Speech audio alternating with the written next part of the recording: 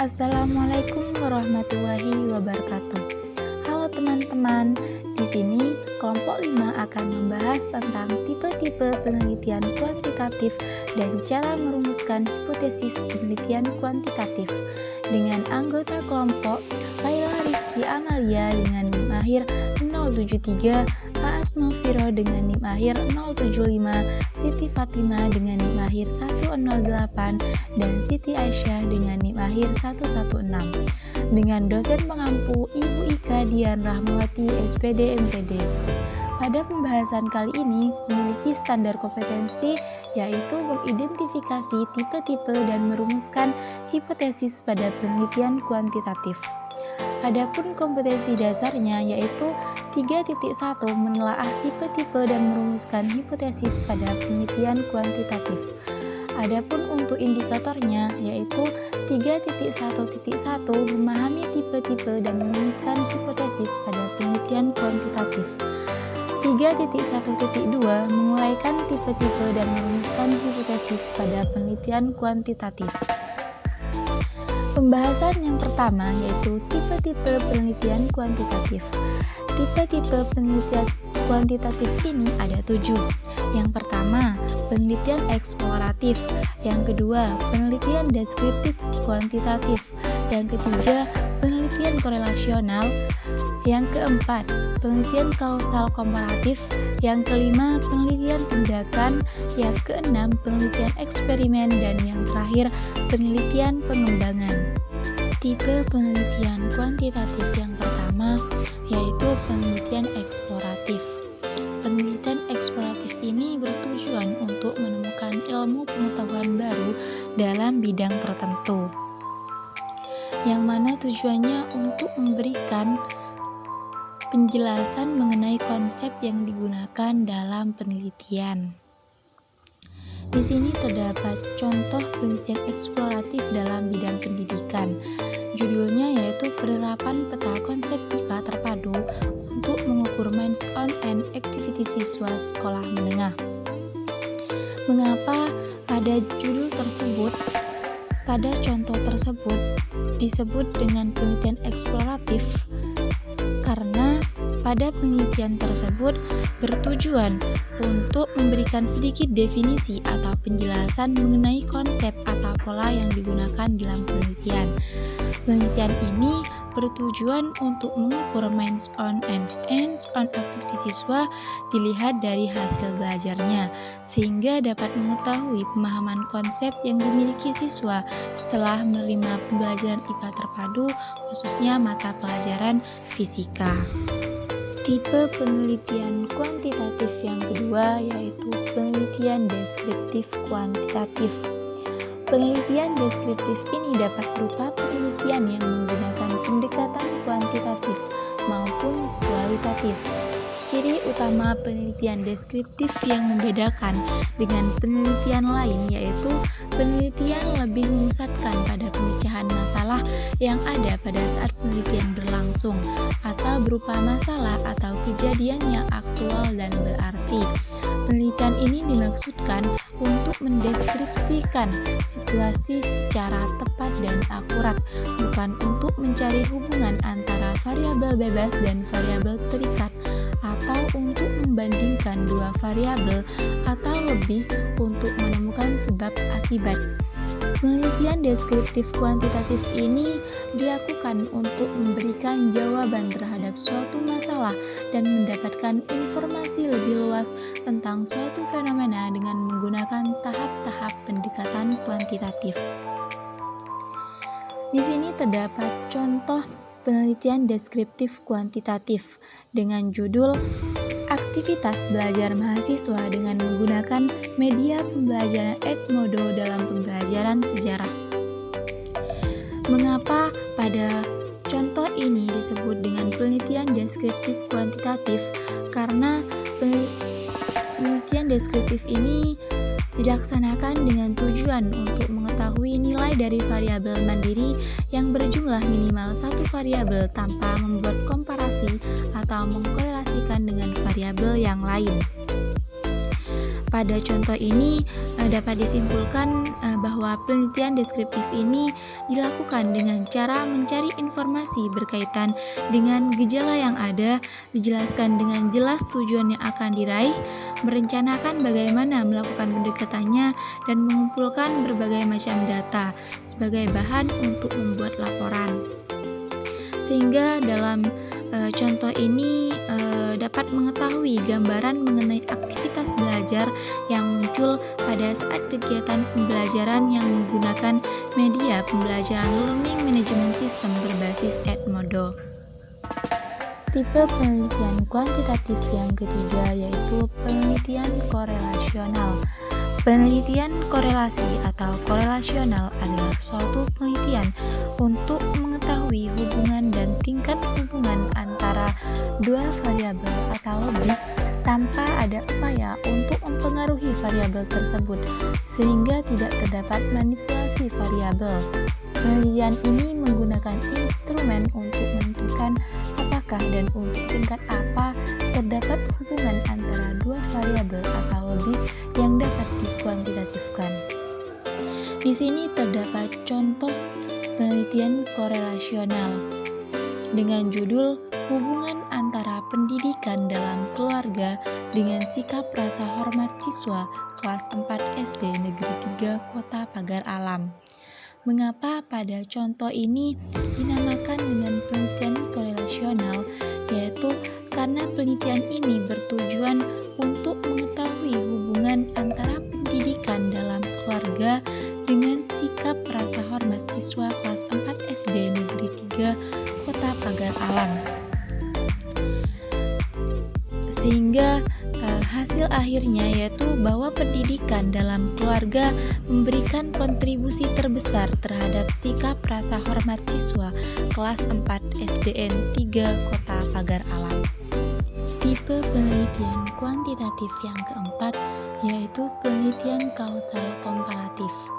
Penelitian kausal komparatif ini disebut juga dengan penelitian ex post facto. Ex post facto ini diambil dari bahasa Latin yang berarti setelah fakta. Ini berarti bahwa data dikumpulkan setelah fenomena atau kejadian yang diteliti berlangsung. Penelitian kausal komparatif ini merupakan penelitian yang mencari tahu mengenai hubungan sebab akibat. Di sini terdapat contoh penelitian kausal komparatif dengan judul pengaruh penggunaan handphone terhadap perkembangan karakter anak pada usia sekolah dasar di SDN 20 Kota Banda Aceh. Mengapa pada contoh ini dinamakan penelitian kausal komparatif? Karena pada penelitian ini bertujuan untuk mengetahui pengaruh penggunaan handphone terhadap perkembangan karakter anak pada usia sekolah dasar di SDN 20 Kota Banda Aceh. Pada penelitian ini dituntut untuk menggunakan angka mulai dari pengumpulan data, penafsiran data, serta penampilan dan hasilnya, sehingga dinamakan dengan penelitian kausal komparatif. Tipe penelitian kuantitatif yang kelima yaitu penelitian tindakan. Penelitian tindakan merupakan penelitian yang diawali dengan rencana tindakan, observasi, dan refleksi. Penelitian tindakan ini berorientasi pada penerapan tindakan dengan tujuan peningkatan mutu atau pemecahan masalah pada sesuatu. Di sini terdapat contoh penelitian tindakan dengan judul meningkatkan kemampuan guru dalam proses pembelajaran melalui supervisi kelas. Mengapa pada contoh ini dinamakan penelitian tindakan? Karena pada penelitian ini bertujuan untuk menganalisis efektivitas supervisi kelas untuk meningkatkan kemampuan guru dalam proses pembelajaran. Pada penelitian ini dilakukan untuk memperbaiki kemampuan guru dalam proses pembelajaran. Tipe penelitian kuantitatif yang keenam yaitu penelitian eksperimen. Penelitian eksperimen merupakan penelitian yang dimaksudkan untuk mengetahui ada tidaknya akibat dari sesuatu yang digunakan pada subjek yang diteliti. Penelitian eksperimen ini lebih akurat atau teliti dibandingkan dengan tipe penelitian lain dalam menentukan hubungan sebab akibat. Hal ini dikarenakan dalam penelitian eksperimen, peneliti dapat melakukan kontrol terhadap variabel bebas yang diteliti, baik sebelum atau selama penelitian. Di sini terdapat contoh penelitian eksperimen dengan judul Pengaruh Metode Eksperimen Terhadap Prestasi Belajar IPA Siswa Kelas 4 SD Negeri Gugus 4 Kabupaten Buleleng. Mengapa pada contoh ini dinamakan penelitian eksperimen? Karena pada penelitian ini bertujuan untuk mengetahui perbedaan prestasi belajar IPA siswa yang dibelajarkan dengan menggunakan metode eksperimen dan siswa yang dibelajarkan dengan menggunakan metode ceramah. Pada penelitian ini, peranan guru dalam metode eksperimen ini memberikan bimbingan agar eksperimen ini dilakukan dengan teliti sehingga tidak terjadi kekeliruan atau kesalahan. Sehingga dapat ditarik kesimpulan bahwa dalam penelitian ini metode belajar mengajar yang sesuai untuk pembelajaran sains di mana siswa diberi kondisi belajar yang dapat mengembangkan kemampuan berpikir dan kreativitas secara optimal.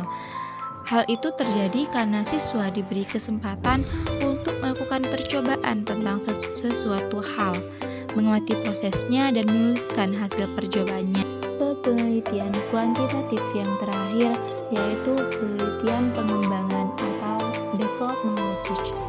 Penelitian pengembangan ini bertujuan untuk menggambarkan hubungan antara keadaan sekarang, akan tapi juga untuk menyelidiki perkembangan dan perubahan yang terjadi sebagai fungsi waktu. Di sini penelitian pengembangan terdapat beberapa bentuk atau pola penelitian pengembangan. Yang pertama yaitu longitudinal study.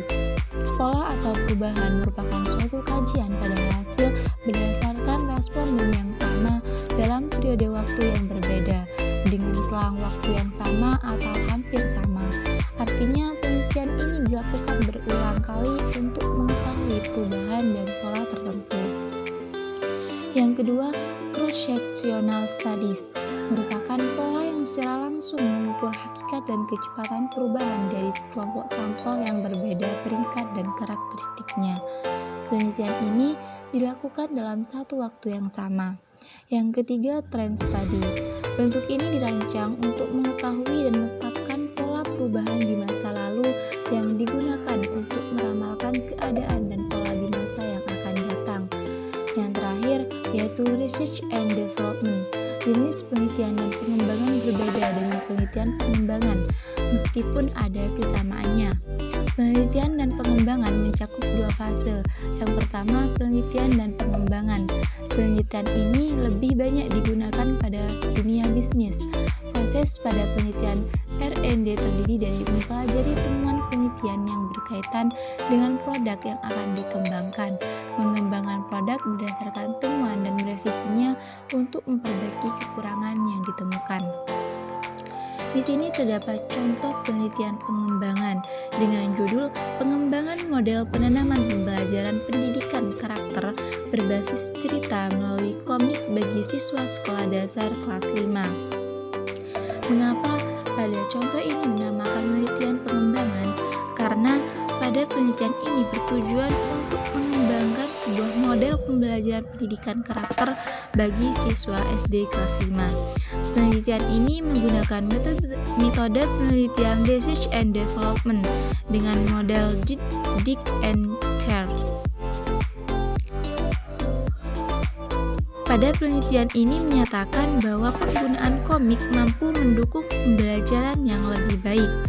Kemudian pada proses pengembangan ini dilakukan dengan urutan yang berhierarki dan juga dilakukan expert review melalui ahli materi. Pokok pembahasan yang kedua yaitu merumuskan hipotesis penelitian kuantitatif.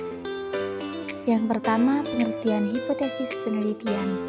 Menurut Margono tahun 2004 menyatakan bahwa hipotesis berasal dari perkataan hypo dan tesis. Hypo berarti kurang dari, sedang tesis berarti pendapat.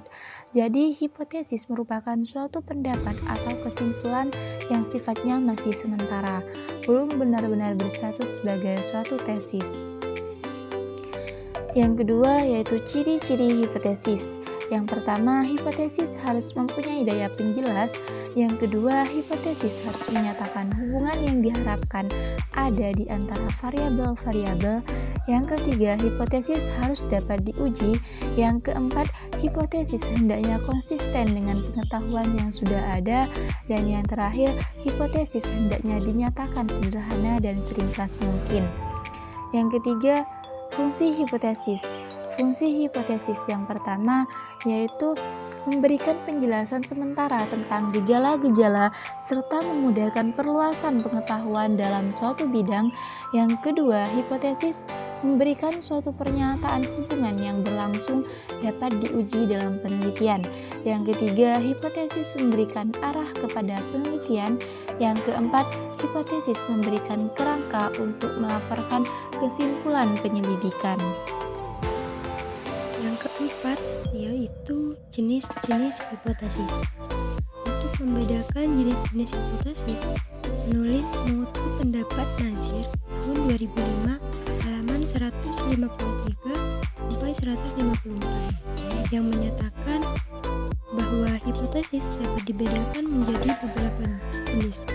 Yang pertama, hipotesis hubungan dan perbedaan. Hipotesis dapat dibagi dengan melihat apakah pernyataan sementara yang diberikan adalah hubungan atau perbedaan. Hipotesis tentang hubungan adalah pernyataan rekapitulatif yang menyatakan tentang saling berhubungan antara dua variabel atau lebih, yang mendasari teknik korelasi ataupun regresi. Sebaliknya, hipotesis yang menjelaskan perbedaan menyatakan adanya ketidaksamaan antara variabel tertentu disebabkan oleh adanya pengaruh variabel-variabel yang berbeda-beda. Hipotesis ini mendasari teknik penelitian komparatif. Yang kedua yaitu hipotesis kerja dan hipotesis nol. Hipotesis dapat dibedakan antara hipotesis kerja dan nol. Hipotesis nol yang mula-mula diperkenalkan oleh Bapak Statistikan Fisher diformulasikan untuk ditolak sesudah pengujian. Dalam hipotesis nol ini selalu ada implikasi tidak ada beda, perumusan bisa dalam bentuk tidak ada beda antara titik-titik dengan titik-titik. Hipotesis biasanya diuji dengan menggunakan statistika. Dengan menolak hipotesis nol, maka kita menerima hipotesis pasangan yang disebut hipotesis alternatif. Hipotesis nol ini biasanya digunakan dalam penelitian eksperimental. Hipotesis kerja. Hipotesis kerja biasanya diuji untuk diterima dan dirumuskan oleh peneliti-peneliti ilmu sosial dalam desain yang non-eksperimental. Dengan adanya hipotesis kerja, si peneliti ini dapat bekerja lebih mudah dan terbimbing dalam memilih fenomena yang relevan dalam rangka memecahkan masalah penelitiannya. Yang ketiga yaitu hipotesis tentang ideal versus common sense. Hipotesis acap kali menyatakan tekanan tentang dalil dan pemikiran bersahaja dan common sense atau akal sehat. Hipotesis ini biasanya menyatakan hubungan keseragaman kegiatan terapan. Contohnya, hipotesis sederhana tentang produksi dan status pemilikan tanah.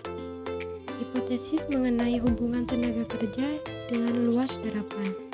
hubungan antara dosis pemupukan dengan daya tahan terhadap insekta, hubungan antara kegiatan-kegiatan dalam industri, dan sebagainya. Sebaliknya, hipotesis yang menyatakan hubungan yang kompleks dinamakan hipotesis jenis ideal. Hipotesis ini bertujuan untuk menguji adanya hubungan logis antara keseragaman pengalaman empiris. Hipotesis ideal adalah peningkatan dari hipotesis analitis. Yang kelima yaitu kriteria hipotesis. Hipotesis yang baik memenuhi kriteria sebagai berikut. A. Dikembangkan dengan menggunakan teori yang sudah ada, penjelasan logis atau hasil-hasil penelitian sebelumnya. B. Hipotesis menunjukkan maksudnya dengan jelas, sehingga tidak menimbulkan berbagai tafsiran. C. Hipotesis dapat digunakan jika tersedia alat analisis untuk mengujinya. D. Hipotesis ini lebih baik dari hipotesis kompetisinya jika dapat menjelaskan dan memprediksi lebih baik. Yang keenam, landasan perumusan hipotesis. Untuk memberi landasan bagi penyusunan hipotesis yang kuat, peneliti harus sanggup memfokuskan permasalahan sehingga hubungan-hubungan yang terjadi dapat diterka. Dalam menggali hipotesis, peneliti harus yang pertama mempunyai banyak informasi tentang masalah yang ingin dipecahkan dengan banyak membaca literatur yang berhubungan dengan penelitian. Yang kedua, mempunyai kemampuan untuk memeriksa keterangan tentang tempat, objek, serta hal yang berhubungan satu sama lain dalam fenomena yang sedang diselidiki. Yang ketiga yaitu mempunyai kemampuan menghubungkan suatu keadaan dengan keadaan lain yang sesuai dengan kerangka teori ilmu dalam bidang terkait. Adapun yang ketujuh yaitu bentuk-bentuk rumusan hipotesis. Pendapat lain mengenai pengklasifikasian atau jenis-jenis hipotesis diungkapkan oleh Sugiono tahun 2001 halaman 83 sampai 86.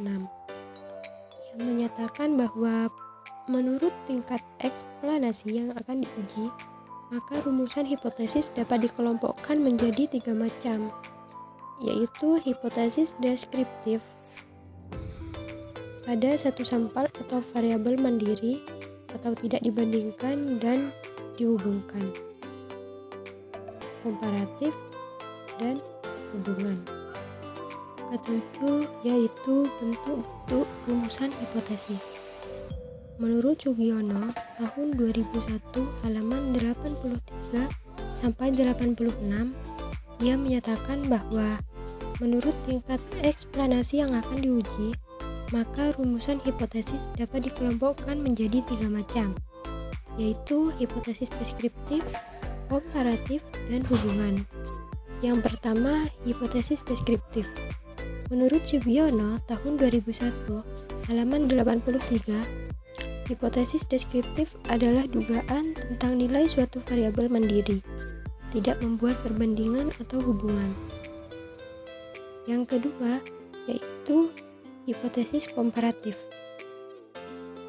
Hipotesis komparatif adalah pernyataan yang menunjukkan dugaan nilai dalam satu variabel atau lebih pada sampel yang berbeda. Yang ketiga yaitu hipotesis hubungan atau asosiatif, yang menyatakan bahwa hipotesis asosiatif adalah suatu pernyataan yang menunjukkan dugaan tentang hubungan antara dua variabel atau lebih. Yang kedelapan, merumuskan hipotesis penelitian kuantitatif. Najir tahun 2005 halaman 154 menyatakan bahwa menemukan suatu hipotesis merupakan kemampuan si peneliti dalam mengaitkan masalah-masalah dengan variabel-variabel yang dapat diukur dengan menggunakan suatu kerangka analisis yang dibentuknya. Menurut Najir tersebut, dalam menggali hipotesis, si peneliti harus mempunyai beberapa kriteria. Yang pertama, mempunyai banyak informasi tentang masalah yang ingin dipecahkan dengan jalan banyak membaca literatur yang ada hubungannya dengan penelitian yang sedang dilaksanakan. Kedua, peneliti harus mempunyai kemampuan untuk memeriksa keterangan tentang tempat-tempat, objek-objek, serta hal-hal yang berhubungan satu sama lain dalam fenomena yang sedang diselidiki. Yang ketiga, peneliti harus mempunyai kemampuan untuk menghubungkan suatu keadaan dengan keadaan lainnya yang sesuai dengan kerangka teori ilmu dan bidang yang bersangkutan. Hipotesis merupakan suatu pernyataan yang penting kedudukannya dalam penelitian. Oleh karena itulah, maka peneliti dituntut kemampuannya untuk dapat merumuskan hipotesis ini dengan jelas. Borg and Gall, Arikunto, tahun 2002, halaman 66 mengajukan adanya persyaratan untuk hipotesis. Yang pertama, hipotesis harus dirumuskan dengan singkat tetapi jelas. Yang kedua, hipotesis harus dengan nyata menunjukkan adanya hubungan antara dua atau dua lebih variabel. Yang ketiga, hipotesis harus didukung oleh teori-teori yang dikemukakan oleh para ahli atau hasil penelitian yang relevan. Yang terakhir yaitu cara menguji hipotesis. Setelah hipotesis dirumuskan dan dievaluasi menurut kriteria di atas, hipotesis tersebut kemudian diuji secara empiris.